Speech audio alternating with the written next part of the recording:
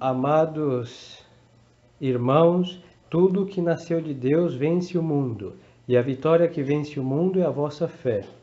Quem é que vence o mundo, senão aquele que crê que Jesus é Filho de Deus? Esse Jesus Cristo é aquele que veio com água e com sangue. Não só com água somente, mas com água e com sangue. E o Espírito é que dá testemunho de que Cristo é a verdade, porque são três os que dão testemunho no céu: o Pai, o Verbo e o Espírito Santo. E esses três são uma só coisa. E são três os que dão testemunho na terra: o Espírito, a água e o sangue, e esses três são uma mesma coisa. Se admitimos o testemunho dos homens, o testemunho de Deus é maior. Ora, esse testemunho de Deus que é maior é que ele deu de seu Filho. O que crê no seu Filho, o que crê no Filho de Deus tem em si o testemunho de Deus. Em pé. O Santo Evangelho é segundo São João e nos diz: naquele tempo, chegada a tarde daquele dia, que era o primeiro da semana, e estando fechadas as portas da casa onde os discípulos achavam juntos, com medo dos judeus, veio Jesus e pôs-se no meio deles e disse-lhes: a paz seja convosco. E dito isto, mostrou-lhe as mãos e o lado. Alegraram-se, pois, os discípulos ao ver o Senhor. E ele disse-lhes novamente: a paz seja convosco. Assim como o Pai me enviou, também eu vos envio a vós. Tendo dito estas palavras, soprou sobre eles e disse-lhes: recebei o Espírito Santo. Aqueles a quem perdoardes os pecados, se-lhe-ão perdoados, e aqueles a quem o retiverdes, se-lhe-ão retidos. Porém, Tomé, um dos 12, que se chamava Dídimo, não estava com eles quando veio Jesus. Disseram-lhe, pois, os outros discípulos: nós vimos o Senhor. Mas ele disse-lhe: se não vir nas suas mãos a abertura dos cravos, e não meter o meu dedo no lugar dos cravos, e não meter a minha mão no seu lado, não creio. E 8 dias depois estavam seus discípulos outra vez em casa, e Tomé com eles. Veio Jesus, estando as portas fechadas, e pôs-se no meio e disse: a paz seja convosco. E depois disse a Tomé: mete aqui o teu dedo e vê as minhas mãos, aproxima também a tua mão e mete-a no meu lado, e não sejas incrédulo, mas fiel. Respondeu Tomé e disse-lhe: Senhor meu e Deus meu. Disse-lhe Jesus: tu crestes, Tomé, porque me vistes. Bem-aventurados que não viram e creram. Outros muitos prodígios ainda fez Jesus na presença de seus discípulos, que não foram escritos neste livro. Estes, porém, foram escritos a fim de que vós creais que Jesus é o Cristo, Filho de Deus, e para que, crendo, tenhais a vida em virtude do seu nome. Ave Maria, cheia de graça, o Senhor é convosco. Bendita sois vós entre as mulheres, e bendito é o fruto do vosso ventre, Jesus. Santa Maria, Mãe de Deus, rogai por nós, pecadores, agora e na hora de nossa morte. Amém. Nossa Senhora do Rosário de Fátima, rogai por nós. E converteu os pecadores. São Paulo da Cruz, rogai por nós. Em nome do Pai, do Filho e do Espírito Santo. Amém. Louvado seja nosso Senhor Jesus Cristo. Assim seja louvado. Podem sentar. Hoje é o domingo Inálibes.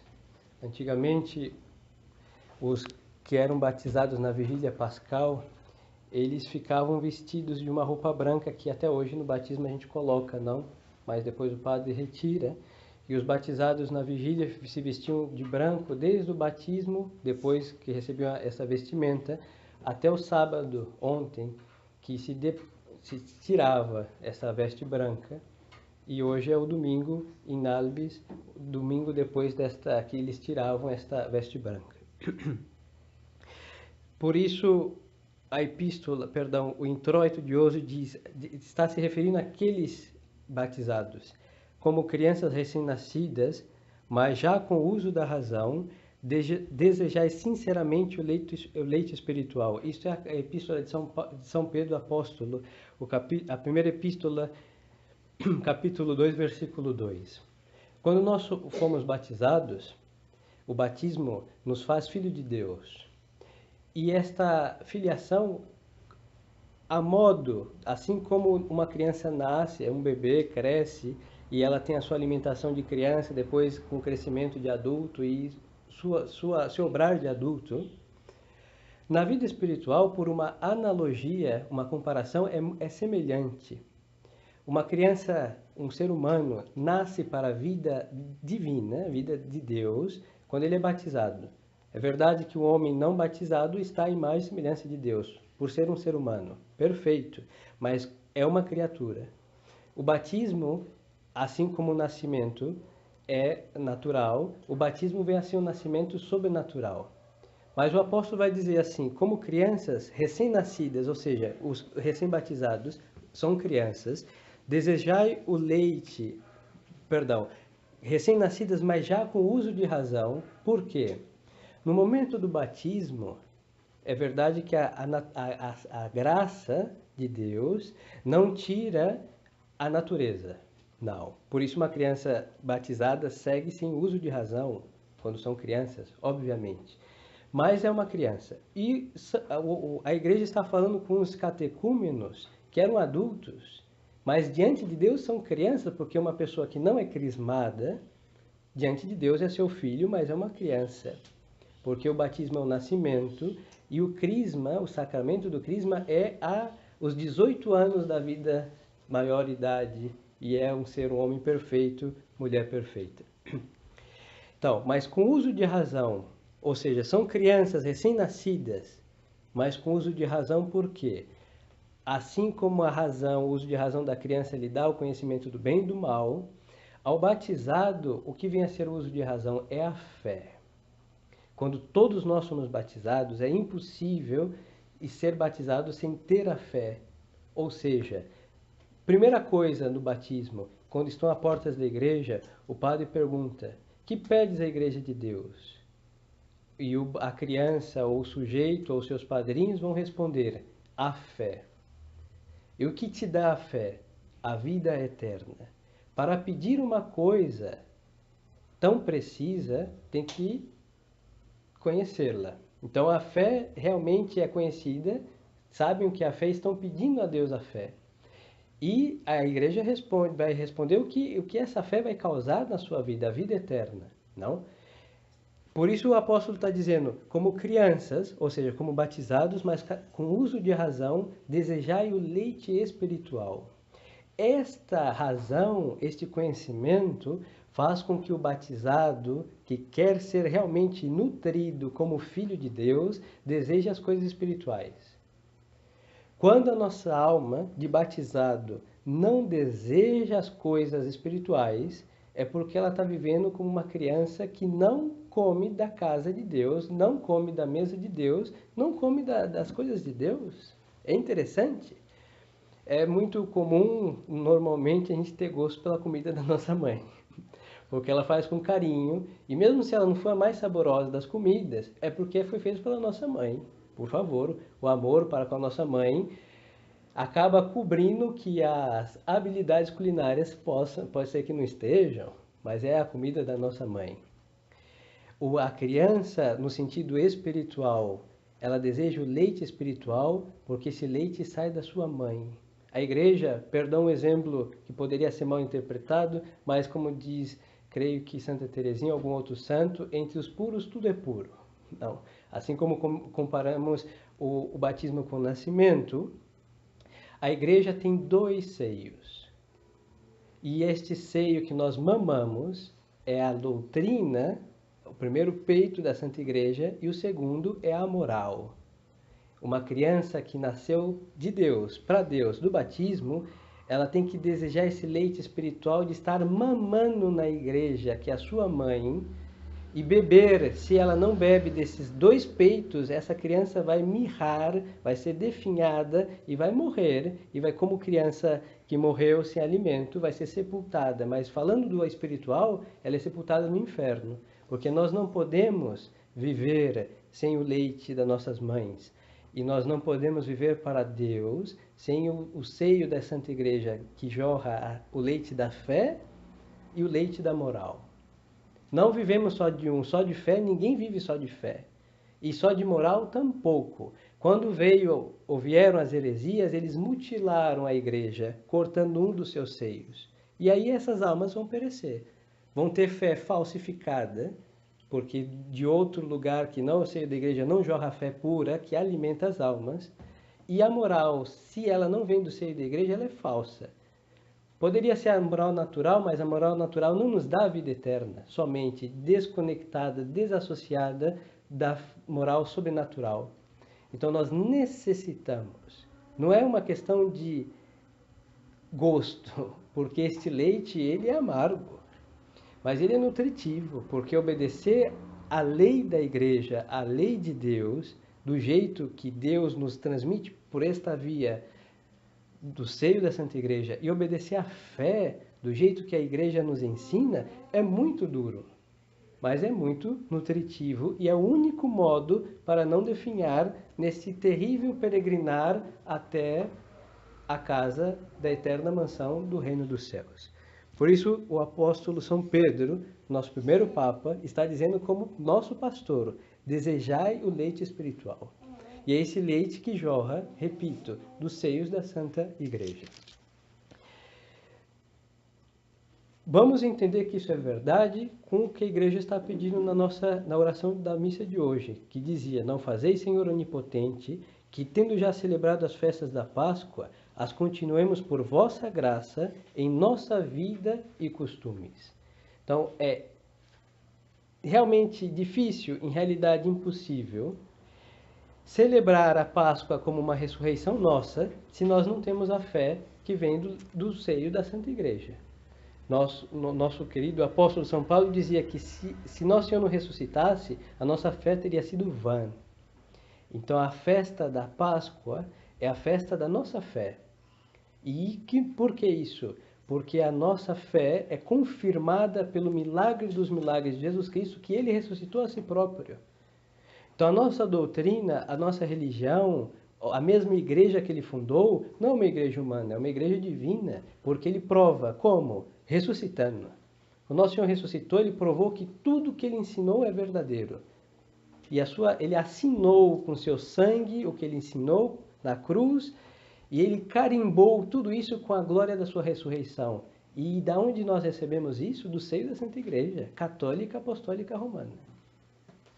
E nós vamos poder celebrar não só como fizemos, estamos a fazer, que é tempo pascal, mas vamos fazer pela graça de Deus, que também vem da Santa Igreja, e pelos costumes, ou seja, pela moral que também emana daquele seio da Santa Igreja, que é a esposa de Cristo Nosso Senhor.